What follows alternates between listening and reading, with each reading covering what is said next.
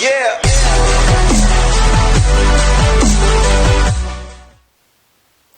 Hey guys, back at you again with another review coming out of the Toronto International Film Festival, and today I'm going to be talking about Crocodile Tears, written and directed by Tumpal Tampubolon, starring Yusuf Mahardika, Zulfa Maharani, and Marissa Anita, and this follows a young man named Johan who lives on a crocodile farm with his mother, who's quite overbearing and overprotective, and he begins to fall in love with this woman who he meets out and about named Arumi, and kind of follows all the complications that arise because of this.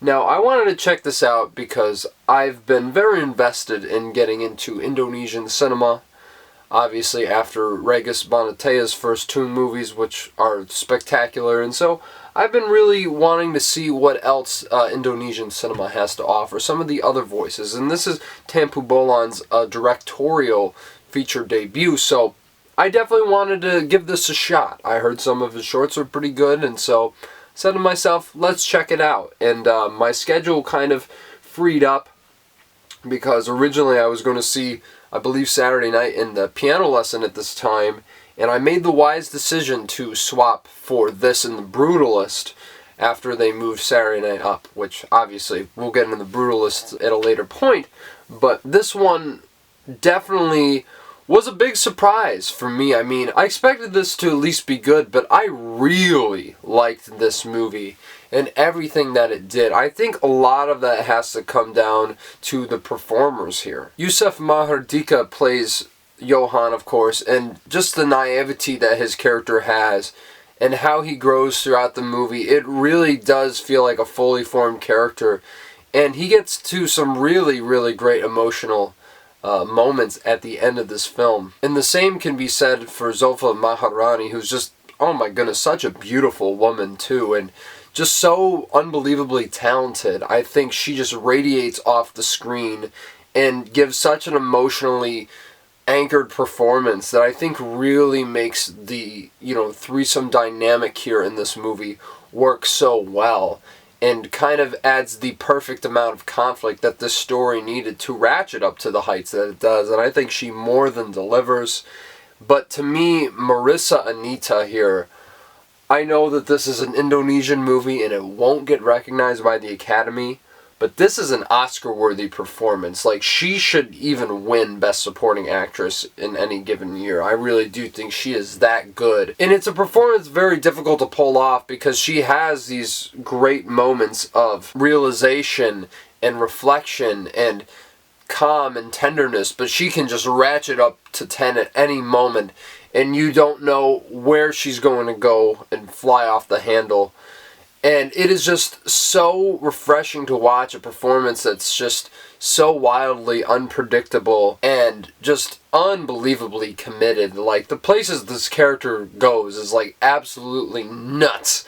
And I really do think if there wasn't someone like Anita in this role being as committed as she is, it could have come off as sort of, let's say, farcical or campy, but it really doesn't overall. I think there's a couple moments that maybe the concept does, but I think that's more the script than her performance. I just think this trio is exceptional, and their dynamic, of course, in the movie, definitely a lot to chew on, very Oedipal in a lot of ways, but I do like how these characters kind of evolve to a very natural conclusion when they are around one another.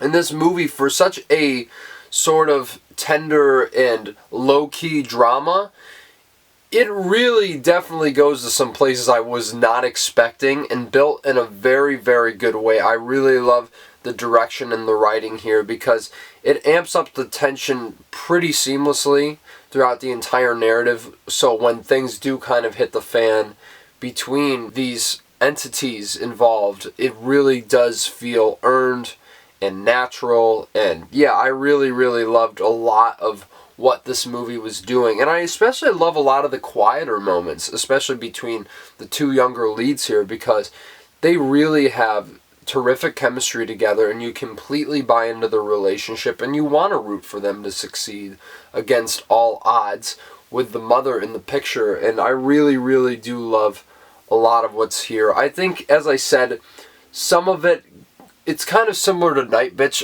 in certain regards. It doesn't go that crazy, and I do think this is a slightly better film. I think that it does feel a little over the top in some moments. And also, I feel like the movie, like, it kind of ends on a big note, like something huge happening. And then the scene afterwards is kind of like, oh, we're going to end this narrative here. And it just kind of seemed very anticlimactic in a lot of ways. Though I understand what they were doing with this film, and I don't know if it entirely worked for me, some of the more surreal elements of the story and how they were insinuated. I mean, it makes sense within the parameters of the script, right? But for me personally, I don't know if I really bought into it, especially some of the questions that the movie was making me ask and reckon with, because more than anything, I thought this movie was quite an interesting depiction of mental illness in some regards, which I think it is very effective at. But in some way, I think it gets undercut by some of the other stuff going on. But besides that, I really would highly recommend Crocodile Tears. I think this is another win for Indonesian cinema.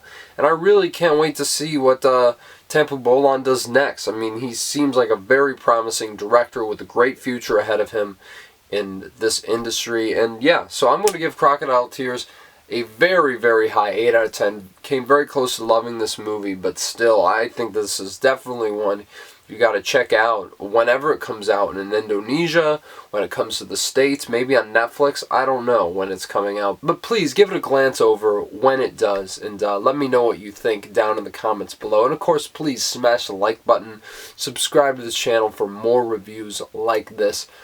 I do want to get back on the TIFF grind, but I do have to review the last 2 movies I saw in theaters this past weekend, being The Wild Robot and Megalopolis, which also premiered at TIFF, so in some way it's kind of a TIFF review, right? But anyways, be on the lookout for those reviews, and then I will finally be bringing you my review of Brady Corbett's The Brutalist, so please stay tuned for that and so much more. We will talk very soon.